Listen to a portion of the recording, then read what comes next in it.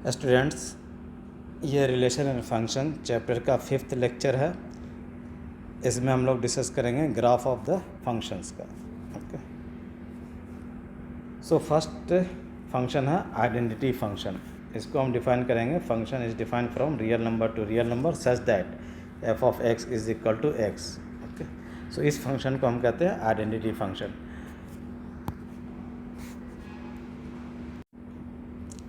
इसका जब हम ग्राफ ड्रॉ करेंगे तो एफ ऑफ एक्स को हम वाई भी कहते हैं। ओके, तो एक्स की वैल्यू सेलेक्ट कीजिए और वाई की वैल्यू फाइंड कीजिए। तो यहाँ एक्स और वाई दोनों इक्वल है, तो एक्स जब 1 है तो वाई भी 1 होगा, और एक्स जब, तो एक पॉइंट ये आ गया। ओके, और एक्स जब 0 है वाई भी 0 है। ओके, 2 पॉइंट आ गया। चूँकि ये लीनियर फंक्शन है तो इसका जो ग्राफ आएगा वो स्ट्रेट लाइन आएगा।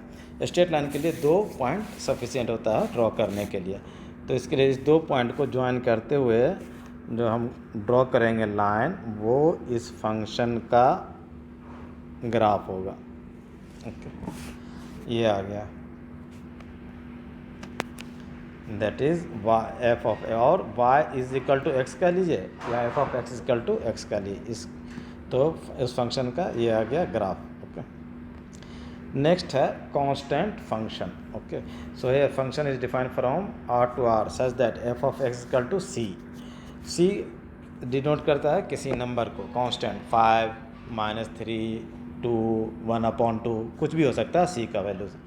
तो यहाँ पर जो फंक्शन है वो इंडिपेंडेंट ऑफ x है, तो y की वैल्यू जो है ना वो फिक्स है, c है। x का वैल्यू चेंज होता जाएगा और y की वैल्यू फिक्स रहेगी, वो c है। c आप कुछ भी ले सकते हैं। तो इस केस में जो ग्राफ आएगा वो पैरेलल टू x एक्सिस आएगा। Okay, parallel to x axis आएगा। यहाँ से देखिए, इस केस में आप ये देखेंगे x की जगह अगर मान लिया कि ये है आपका c है, ये पॉइंट ये क्या ले लिया, दैट इज c ले लिया।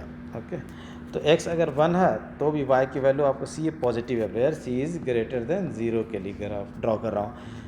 x1 है तो भी y c आ जाएगा, x2 है तो y c आ जाएगा, x3 है तो y का वैल्यू भी c आ जाएगा। ओके, तो इस केस में जो हम देखते हैं x के सारे वैल्यूज, -1 के लिए भी c आ जाएगा, -2 के लिए भी c आ जाएगा और -3 के लिए भी c आ जाएगा।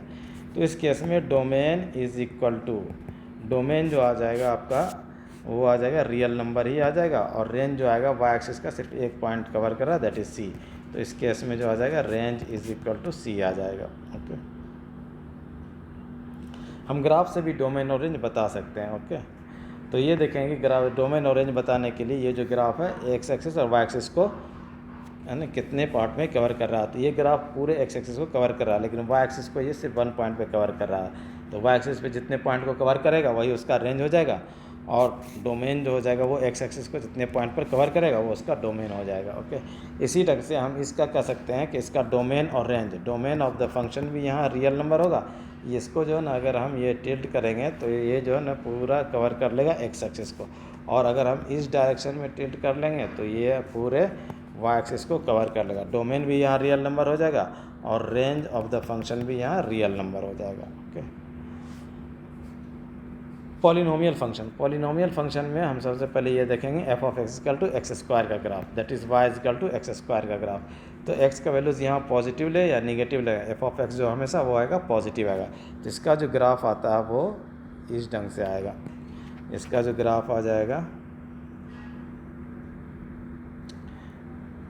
वो कर्व आएगा। ओके, और इस ग्राफ को हम कहते हैं that is y is equal to x square कह लीजिए, या इसे f of x equal to x square कर लिया। अब सपोज़ यहाँ पर x का वैल्यू 2 लिया तो y का जो वैल्यूज़ हो जाएगा वो 4 हो जाएगा।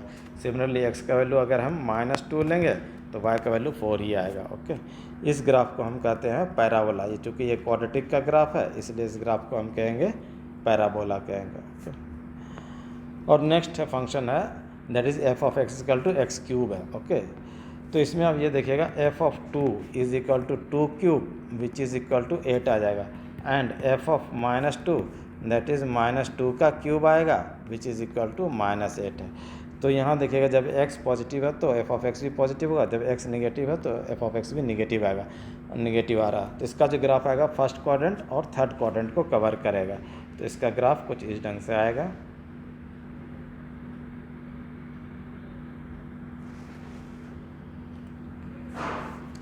और ये जो गया इनफाइनाइट तक गया। तो ये चूँकि ग्राफ जो है ना एक्स एक्सिस को भी टोटल कवर कर रहा है, वाई एक्सिस को भी कवर कर रहा है, तो डोमेन भी यहाँ रियल नंबर हो जाएगा और रेंज भी यहाँ रियल नंबर हो जाएगा। रेशनल फंक्शन, दैट इज़ ये इंपॉर्टेंट फंक्शन है, that is rational function 1/x। इसका जो ग्राफ आएगा आप ये देखेंगे f(x) के जगह पे 2 रखा तो ये आ जाएगा 1/2 होगा। ओके, और अगर हम -2 रखेंगे तो -1/2 आएगा, यानी x अगर पॉजिटिव है तो f(x) भी पॉजिटिव है, x निगेटिव है तो f(x) भी निगेटिव है। ओके, तो इसका भी जो ग्राफ आएगा वो फर्स्ट क्वाड्रेंट और थर्ड क्वाड्रेंट में आएगा, और इस ग्राफ का जो नेचर आएगा वो आपका इस टाइप का ग्राफ बनेगा। उसे फर्स्ट क्वाड्रेंट में इस टाइप का ग्राफ बनेगा, और फिर आ जाएगा आपका थर्ड क्वाड्रेंट में। थर्ड क्वाड्रेंट में ग्राफ कुछ इस ढंग से आएगा।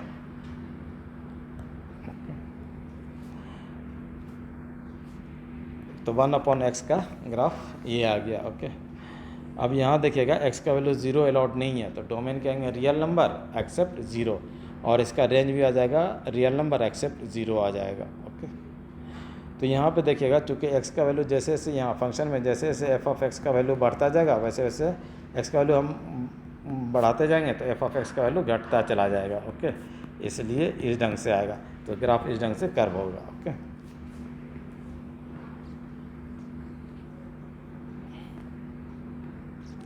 Modulus function a function is defined from real number to real number such that f(x) is equal to modulus of x। ये जो हम पढ़ेंगे इसे मॉडुलस ऑफ x पढ़ेंगे। ओके, यहाँ पे x का वैल्यू अगर पॉजिटिव लिए तो भी इसका आंसर पॉजिटिव आएगा, और निगेटिव लेंगे तो भी आंसर इसका पॉजिटिव ही आएगा। एग्जाम्पल के लिए ये देख लीजिए, f(2) is equal to modulus of 2 which is equal to 2, f(-2) which is equal to modulus of -2 is equal to 2 आ जाएगा। ओके, तो इसका जो ग्राफ आएगा, मॉडुलस को हम जानते हैं कि मॉडुलस को अगर हम हटाएंगे तो इसके दो कंडीशंस आते हैं, which is equal to, that is one part आ जाएगा x when x is greater than और इक्वल टू 0, और -x when x is less than 0, ये दो पार्ट में आ जाएगा। तो f(x) इक्वल टू x का ग्राफ हमने ड्रॉ किया था, लेकिन ये सिर्फ पॉजिटिव पार्ट के लिए है, तो ये आ जाएगा इस टाइप का ग्राफ बन जाएगा आपका। इसमें जब x पॉजिटिव है तो f(x) भी पॉजिटिव है। ओके, ये आ जाएगा आपका f(x) इक्वल टू x का graph, that is y is equal to x का ग्राफ। और इस केस में जो आएगा व्हेन x निगेटिव है तो इस केस में इसका ग्राफ जो आएगा वो इस टाइप का आ जाएगा ग्राफ।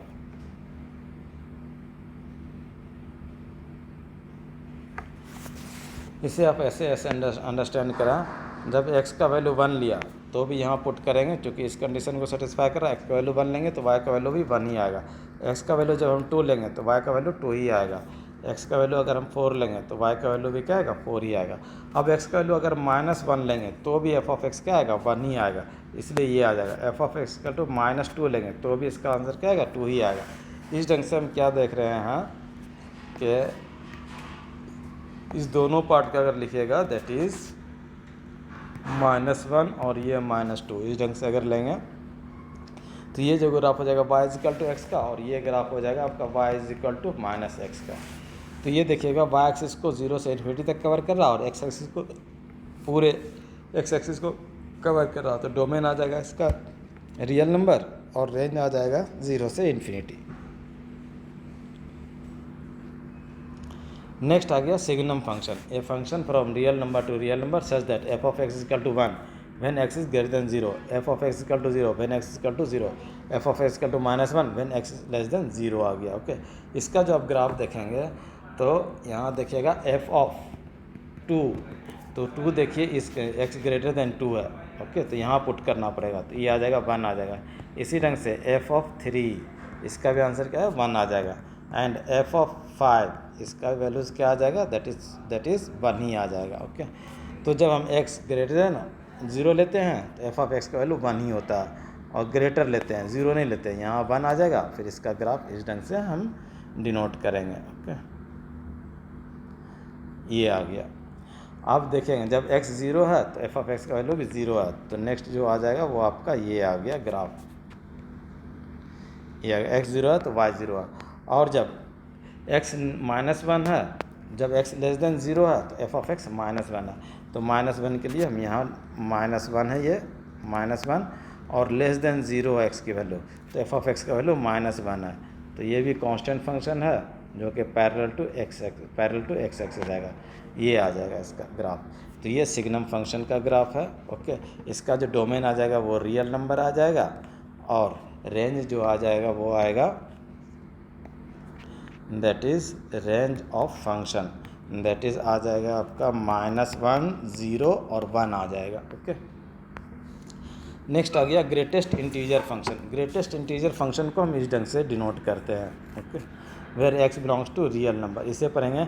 ये जो है ग्रेटेस्ट इंटीजर लेस देन और इक्वल टू एक्स कहेंगे। अब इसका क्या मीनिंग है, अब जब एफ ऑफ 2 लिया, 2 एक इंटीजर है तो इंटीजर का जो है ना वैल्यूज़ क्या आएगा, वो इंटीजर ही आएगा।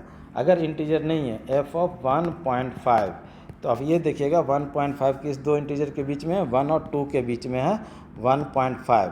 तो 1.5 जब हम इसका इंटीग्रल वैल्यू फाइंड करेंगे तो हमें हमेशा आंसर इंटीजर ही मिलेगा। तो 1.5 से लेस जाएंगे तो ये फर्स्ट इंटीजर क्या मिलेगा, 1 मिलेगा। ओके, चूँकि यहाँ जो डिफाइन किया है ग्रेटेस्ट इंटीजर लेस देन होना चाहिए और इक्वल टू एक्स, या तो एक्स अगर इंटीजर है तो एक्स आ जाएगा, ना तो जो एक्स अगर इंटीजर नहीं है तो उससे पहले वाला जो इंटीजर होगा उससे लेस देन जो इंटीजर होगा फर्स्ट, वही आ जाएगा इसका आंसर।